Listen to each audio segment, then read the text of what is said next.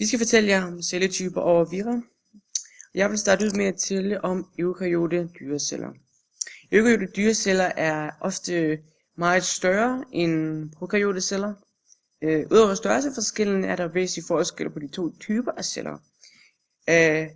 Eukaryote celler er afgrænsende organeller, hvor i dele af den eukaryote celles stofskifte finder sted.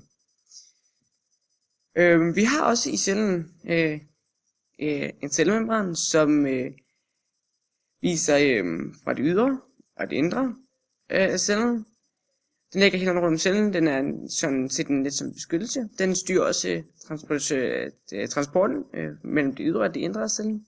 Vi har også nogle mitokondrier, som danner cellens energi i form af ATP, og mitokondrierne har også deres egen DNA. Her har vi kernen, hvor i at kromosomerne og vores DNA ligger. Cellekernen, nukleus som den også kaldes, rundt om den har den en kernecelle, som sørger for at alt bliver sammen og beskytter DNA og kromosomerne. Så har vi nogle cytoplasmer her. Cytoplasmen indeholder cellens organeller. Det er det væske, det røde væske, man kan se her mellem det hele. Det er jo det hele. Det indeholder alt det her. For eksempel som ribosomerne. Og ribosomerne består af proteiner og RNA og danner proteiner til cellen ved hjælp af proteinsyntesen. Og det er de her små klatter, man kan se rundt omkring cellen. Så har vi små vakuoler, og de regulerer cellens saltspænding. Så hernede har vi noget ER. Her bliver proteinerne i cellen modificeret. Så har vi nogle ER, som sidder på selve ribosomerne. Planter op. Plantecellen indeholder nogle særlige organeller samt en stor vakuole, som er omgivet af en cellevæg. Cellevæggen består af kulhydrater, som gør plantecellen lidt stiv og hård i det.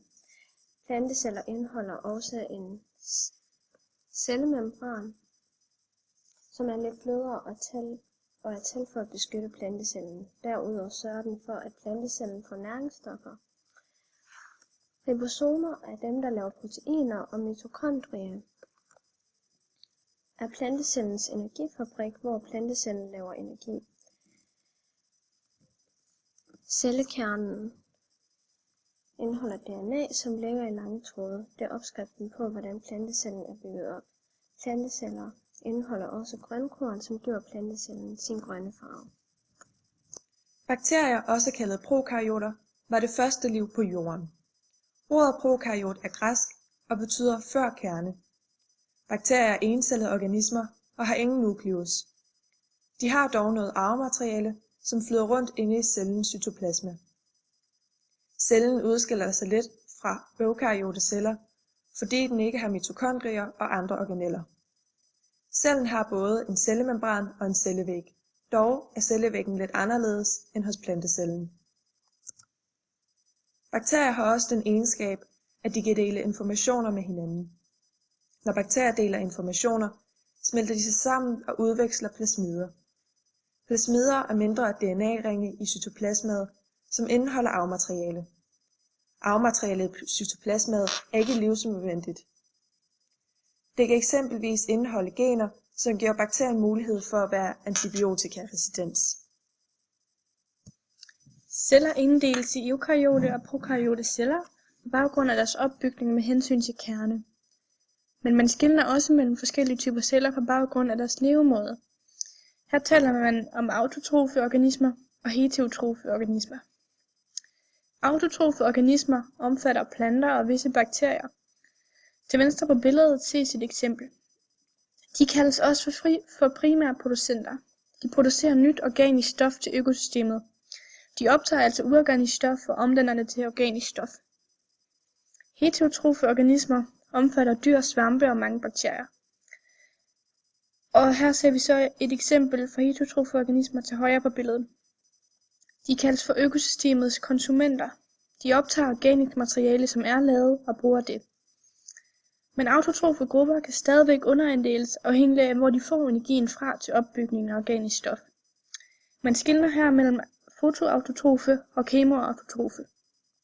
Fotoautotrofe organismer udnytter energien i lys til at opbygge deres eget organiske stof ud fra uorganisk stof. Kemoautotrofe organismer opbygger deres eget organiske stof ved hjælp af energi frigivet ved kemiske processer.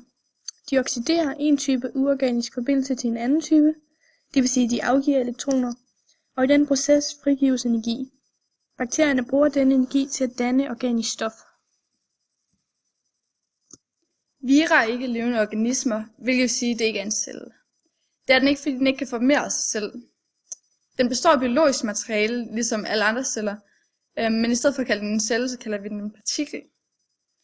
En virus består af et arvemateriale, som enten kan være DNA eller RNA, et kapsid, som er en proteinskal, og nogle gange også en kappe, som er den tidligere værtscelle gamle membran.